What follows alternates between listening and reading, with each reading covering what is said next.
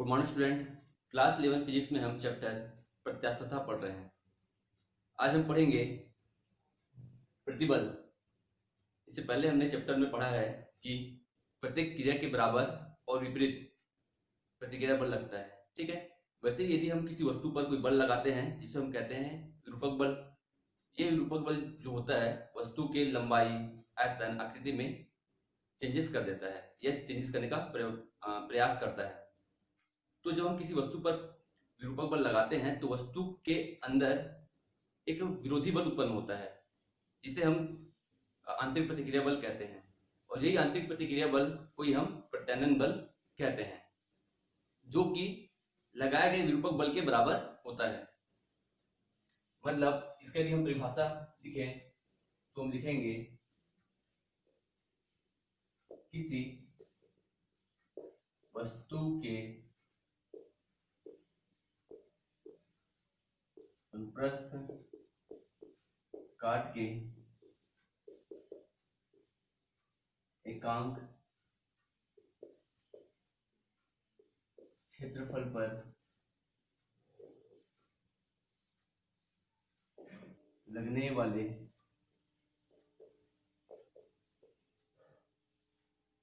प्रत्यानयन बल को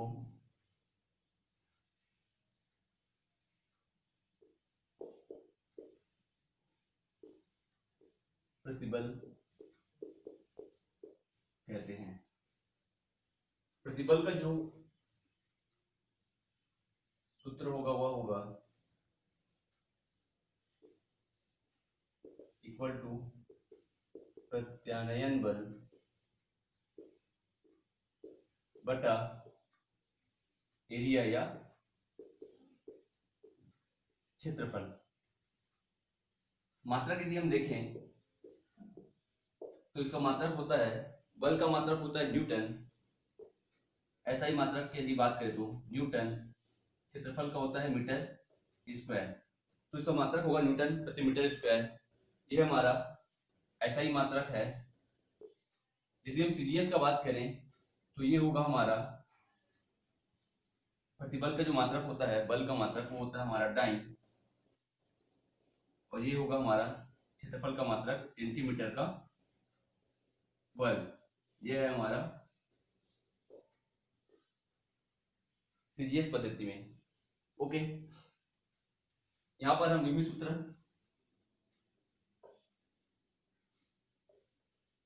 तो बल का होता है विभव सूत्र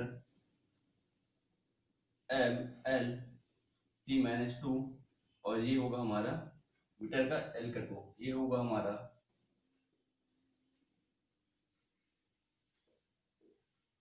एम एल का इनवर्स, ये 2 और ये ऊपर कट जाएगा और ये आएगा हमारा टी माइनस 2, इसका विभव सूत्र होगा।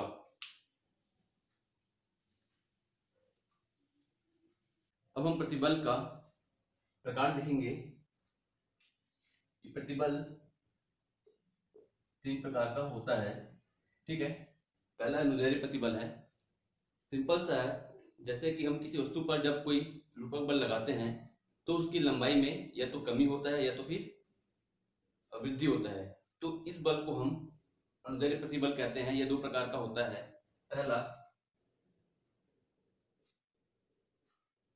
संपीड़न प्रतिबल और दूसरा है घनन प्रतिबल।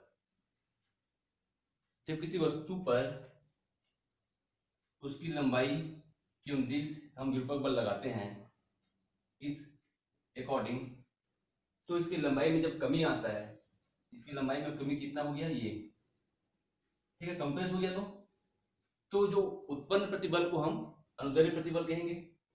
वैसे ही किसी वस्तु पर उसकी लंबाई के अकॉर्डिंग जब हम बल लगाते हैं और इस बल लगाने पर वस्तु के अंदर जो,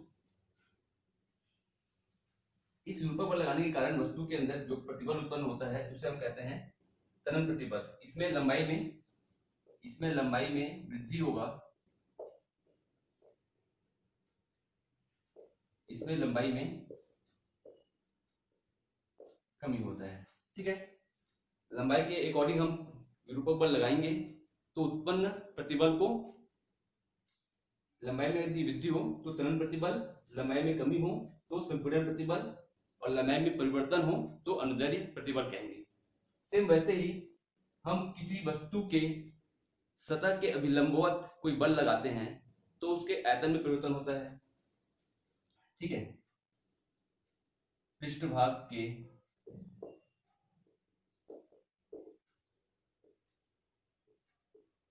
अभिलंबवत या विलंब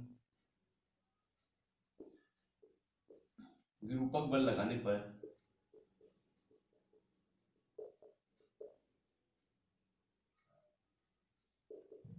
आयतन में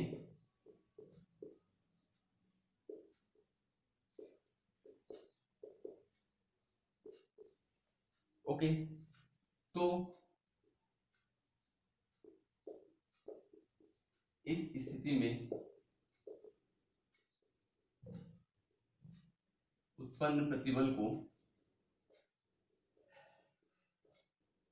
अभिलंब प्रतिबल कहते हैं।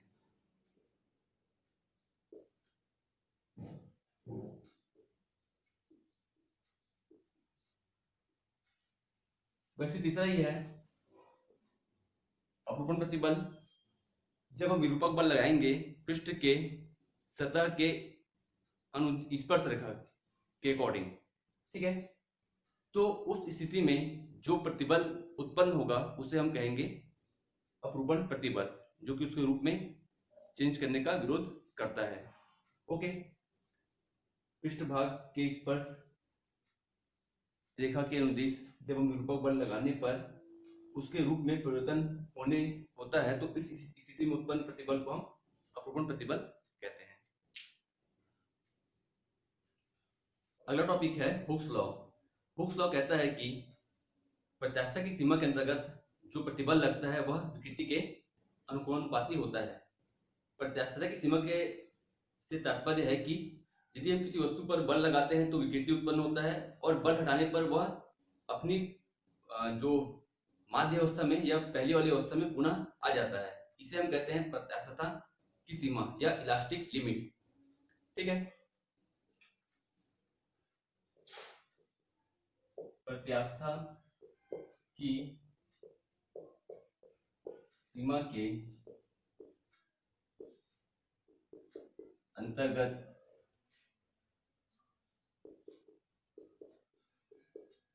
लगने वाला प्रतिबल, ठीक है, विकृति के अनुक्रमानुपाती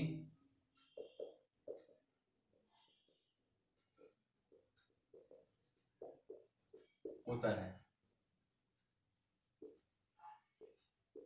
प्रतिबल प्रोपोर्शनल टू विकृति। ठीक है, यह हम लिखेंगे स्ट्रेस प्रोपोर्शनल टू स्ट्रेन। यहां पर प्रतिबल जो प्रोपोर्शनल टू जो है इसे हम एक नियतांक लेते हैं E, और ये होगा हमारा विकृति। तो यहाँ पर E जो होगा हमारा होगा प्रतिबल अपॉन विकृति, जहां पर E आपका जो है प्रत्यास्थता गुणांक कहते हैं। ठीक है, जो कि ओके, E जो है एक नियतांक है जिसे हम प्रत्यास्थता गुणांक कहते हैं, जो कि प्रतिबल और विकृति के अनुपाती होता है। यहाँ पर यदि हम इसका मात्रक का बात करें, ठीक है, तो प्रतिबल का मात्रक तो होता है न्यूटन प्रति मीटर का स्क्वायर, और विकृति का कोई मात्रक नहीं होता है, इसलिए इसका ऐसा ही जो मात्रक है यह होगा न्यूटन प्रति मीटर का स्क्वायर, किसका, इस प्रत्यास्थता गुणांक का। और दूसरा यदि हम बात करें विमीय सूत्र, तो उसके विमीय सूत्र भी, प्रतिबल का जो विमीय सूत्र होता है अभी भी हमने पढ़ा था, m L इनवर्स T-2, और विकृति का कोई विमीय सूत्र तो होता नहीं है, यह है आपका m0 L0 और T0, ठीक है। तो इसका जो विमीय सूत्र है वह आपका m L इनवर्स T-2 के इक्वल होगा, ठीक है। हुक्स लॉ वही कहता है कि यदि किसी वस्तु पर हम किसी वस्तु के अनुदिश यदि हम किसी वस्तु पर बल लगा रहे हैं उसके लंबाई के अकॉर्डिंग, तो उसकी लंबाई में कितना परिवर्तन होगा, उसकी लंबाई में जो परिवर्तन होगा वह उस पर लगाए गए भार के बराबर होगा। यदि जितना हम भार लगाएंगे उतना ही उसके लंबाई में परिवर्तन होगा, और जितना हम कम भार लगाएंगे उतना ही कम उसके लंबाई में परिवर्तन होता है। तो उसी को हम कहते हैं प्रतिबल अनुपाती है विकृति के। जितना हम बल लगाएंगे उतना विकृति होगा, जितना हम कम बल लगाएंगे उतनी कम विकृति होगा, ठीक है। लंबाई के अकॉर्डिंग लगाया बल तो लंबाई में चेंजेस होगा, क्षेत्रफल के अकॉर्डिंग लगाया तो क्षेत्रफल में परिवर्तन होगा, ओके।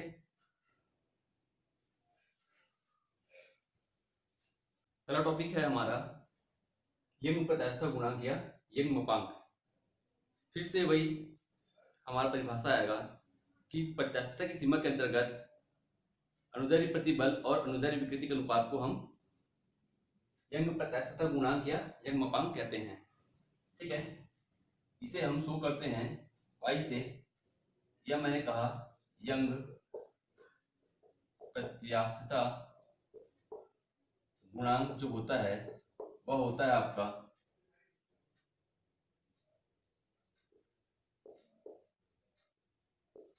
अनुदैर्ध्य प्रतिबल और अनुदैर्ध्य विकृति के अनुपात को हम यंग प्रत्यास्थता गुणांक कहते हैं, ठीक है। अनुदैर्ध्य प्रतिबल का जो फॉर्मूला होता है यह होता है F/A, ठीक है। प्रतिबल अभी अभी हमने पढ़ा था F/A होगा, और अनुदैर्ध्य विकृति जो होता है इसे हम कहते हैं लंबाई में परिवर्तन बटा प्रारंभिक लंबाई, मतलब small l upon capital L। ये लंबाई में परिवर्तन है, ये हमारा प्रारंभिक लंबाई है। तो इसको हम क्या लिख सकते हैं,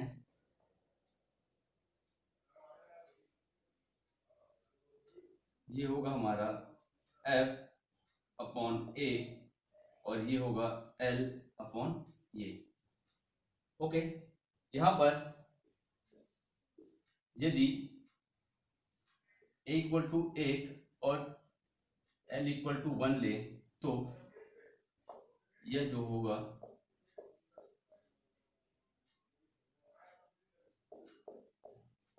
मतलब ये दोनों यंग प्रत्यास्थता गुणांक और जो अनुदैर्ध्य प्रतिबल है, ठीक है, अनुदैर्ध्य प्रतिबल नहीं कहेंगे हम, विरूपक बल जो कहेंगे, ये दोनों क्या होता है बराबर होगा। मान के चलिए ये समीकरण नंबर 1 इसे हम समीकरण नंबर देता हूं मैं 1 इसको, ओके। और हम जानते हैं F इक्वल टू जो होता है वह होता है mg, तो मैं क्या लिख सकता हूं इसको mg L upon A L, ठीक है। एक हमारा सूत्र ये भी बनेगा। दूसरा, यदि हम तार का बात करें तो तार का एरिया जो होता है, तार ये होता है पाई आर स्क्वायर होगा। तो उस स्थिति में समीकरण 1 से मैं कह सकता हूं कि हमारा यंग प्रत्यास्थता गुणांक या यंग मापांक जो है वह होगा mg L pi R square ये स्मॉल l, ओके। ये भी एक हमको ये सब आप पर न्यूमेरिकल में काम आएगा, ओके। तीसरा यदि हम देखें, यदि मैं कहूं L इक्वल टू जो है लंबाई में परिवर्तन है डेल एल है, ठीक है।